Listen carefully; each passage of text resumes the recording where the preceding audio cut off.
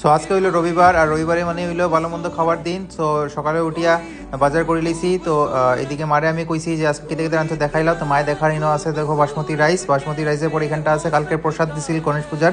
তো যেটা চানাবুট থাকে এটা দিয়ে মায়ের সবজি বানাইছে। ইনো পনির রইছিল গতকালকে, তো অল্প রইছে। এখানটা আছে বোয়াল মাছ ঝাল ঝাল করে রসুন আদা পেঁয়াজ দিয়ে, আর এখানটা আছে চিকেন। তো বহুত দিন পরে চিকেন আনছে, মারে জিগারে এত তেল করতে গেলে মায়ের কাছে তেল বেশি দিছি না, এটা জাস্ট রংটা মনে হওয়ার যে তেল বহুত। তো এদিকে মারে কষি বাটটা বাড়িলাও। তো মায়ে দেখো এদিকে বাটটা দিলাইলো বাসমতি রাইস। তারপরে দিলাইব মায়ে ওই যে কালকের যেটা প্রসাদ আইছিল চানাবুট দিয়ে যেটা মায়ের সবজি বানাইছে একদম ড্রাই ড্রাই করে পেঁয়াজ দিয়ে, এটা দিলাইলো। আর মায়ে দিলাইব আমার এখন পাতে হইলো বোয়াল মাছ। তো বোয়াল মাছটা একদম খুব ঝাল ঝাল করে বানাইছিল। তো বোয়াল মাছ বেশি কেউ খায় না আমরা গরো। তো এর লেগে আমারই দিছে। আমার বেশি খাইতে ভালো লাগে না তো, কিন্তু বহুত দিন পরে খাইলে ভাল লাগে।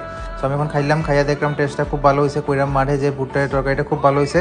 তো এখন খাইলিমু আমি মাছটা। তো মাছটা দেখো খুব ফ্রেশ, একদম সাদা মাছ, আর ঝোলটা খুব টেস্টি হয়েছে। বাট অল্প লবণ কম হয়েছে। তো মারে আমি কইলাম যে মা একটু লবণ কম হয়েছে, তো মাইকে লবণ নিয়ে এলো। তারপরে এই দেখো আবার ভাত শেষ। তো আবার মায় আমার পাতে দিলে এলো বাসমতি রাইস, আর এদিকে লাস্টে রইছিল স্টার অফ দ্য আইটেম যেটা হলো চিকেন, লাল লাল চিকেনের ঝোলটা দিলেইছে মায়।